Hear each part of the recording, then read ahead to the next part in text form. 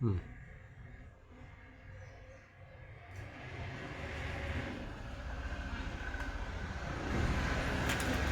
ഇടിച്ചക്ക കിട്ടിയ ഇടിച്ചക്കൊന്ന് പൊട്ടിച്ചു കഴിഞ്ഞു ഉണ്ടായിരുന്നു. അത് ഇനിയിപ്പോ ഒന്നല്ലേ ഉള്ളൂ. കഴിഞ്ഞു അല്ലേ? അപ്പൊ ഇനി അത് പൊട്ടിച്ചു. ഞാൻ അത് എങ്ങനെ വരാം.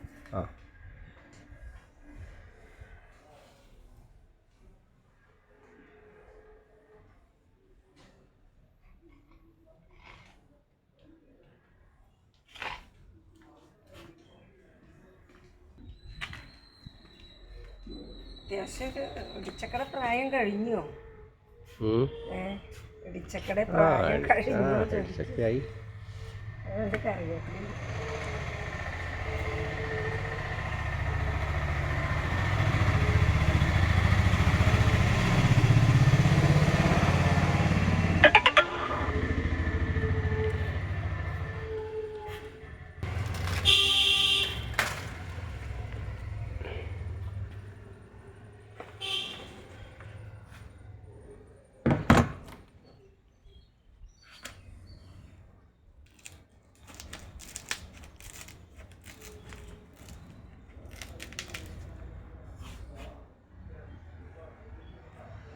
ഒരു മുപ്പതുണ്ട് അല്ലേ?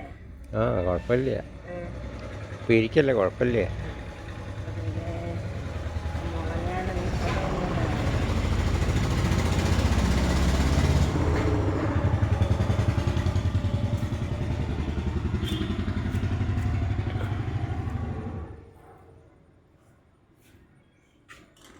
നമുക്കിതൊന്ന് മുറിച്ച് കഷ്ണാക്കി എടുക്കാം.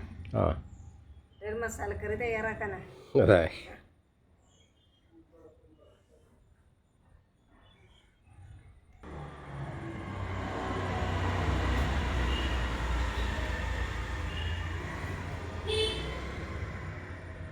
എടുക്കട്ടെ.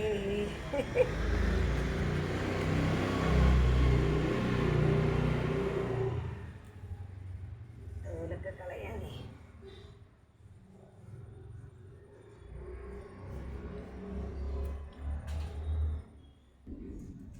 വെളിച്ചെണ്ണ എടുക്കായിരുന്നില്ലേ?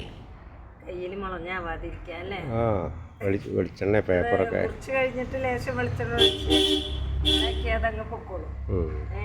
അപ്പോൾ നമുക്ക് അടുത്ത് കൊണ്ടുപോയിട്ട് അരിഞ്ഞെടുക്കാം. ഓക്കെ, നമ്മുടെ ഇടിച്ചക്കൊക്കെ നുറുക്കി കഴിഞ്ഞു കേട്ടോ. സ്വല്പം ഒരു ചവണിയൊക്കെ കൂടുതൽ വന്നിട്ടുണ്ട്.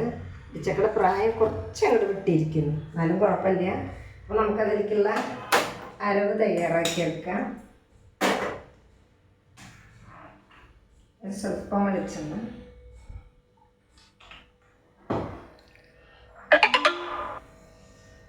രണ്ട് സ്പൂണ് തേങ്ങ,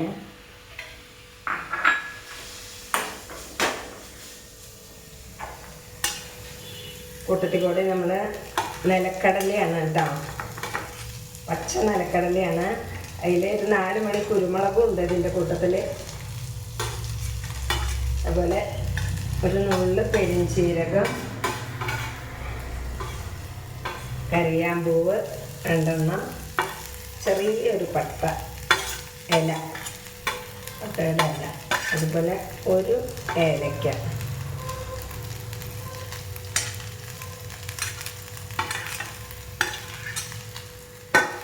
നമുക്കിതൊന്ന് കുറച്ചൊന്ന് മൂപ്പിച്ചെടുക്കാം.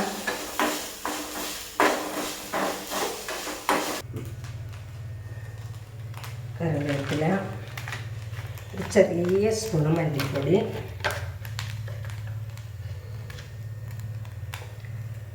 ചെറിയ സ്പൂണായതുകൊണ്ട് ഒരു 1.5 സ്പൂൺ മുളക് പൊടി,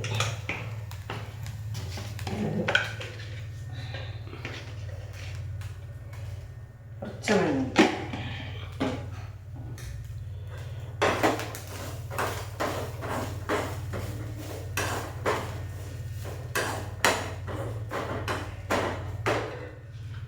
സവാള അരിഞ്ഞതാണ് കേട്ടോ. അതൊന്നൊരു സ്പൂൺ ഇതിലിട്ടൊന്ന് വറുത്തെടുക്കാം.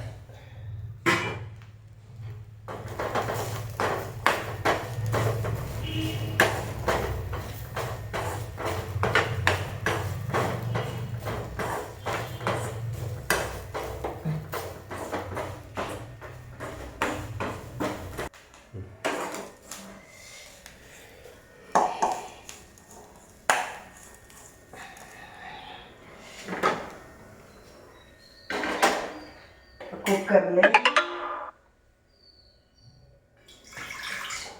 1/2 ഗ്ലാസ് വെള്ളമൊഴിച്ച് നമ്മളൊരു ചെറിയ പൊട്ടറ്റോ നമ്മുടെ ഇടിച്ചക്കയും കൂടി ഒരു വിസിലടിച്ചൊന്ന് വേവിച്ചെടുക്കാം.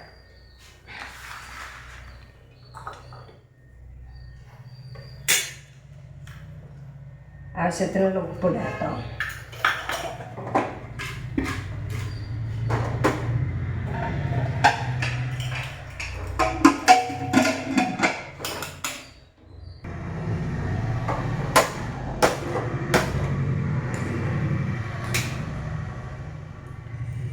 നമ്മളൊരു സ്പൂണ് വെളിച്ചെണ്ണ,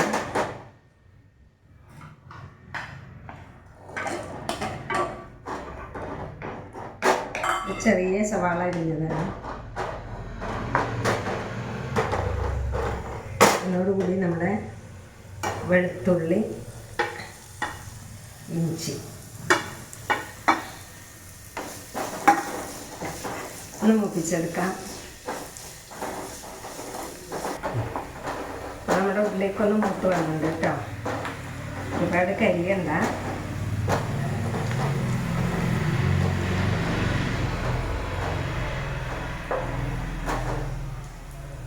അതിലേക്ക് നമ്മുടെ മസാലക്കൂട്ട് ഒഴിച്ച് വെക്കുക.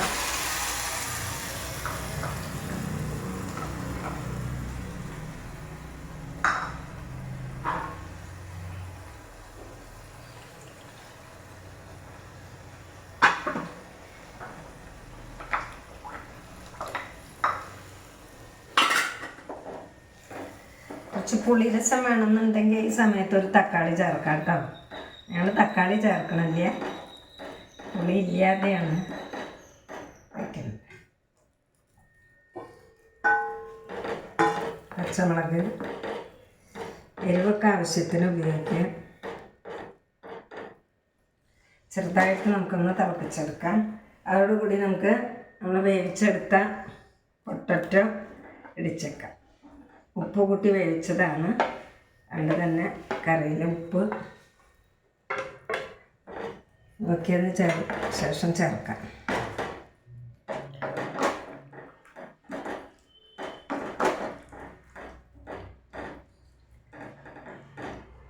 ഒന്ന് തിളപ്പിച്ച് യോജിപ്പിച്ചെടുക്കാം. നമ്മുടെ കറി തിളച്ച് വന്നിട്ടുണ്ട് കേട്ടോ. അപ്പോൾ ഒരു 2 മിനിറ്റ് നേരം നമുക്കൊന്ന് തിളച്ച് യോജിപ്പിച്ചെടുക്കാം. നല്ല ടേസ്റ്റാണ് കേട്ടോ. അധികം മസാലയൊന്നും ഇല്ല, നോർമൽ രീതിയിലുള്ള മസാലക്കൂട്ടാണ്.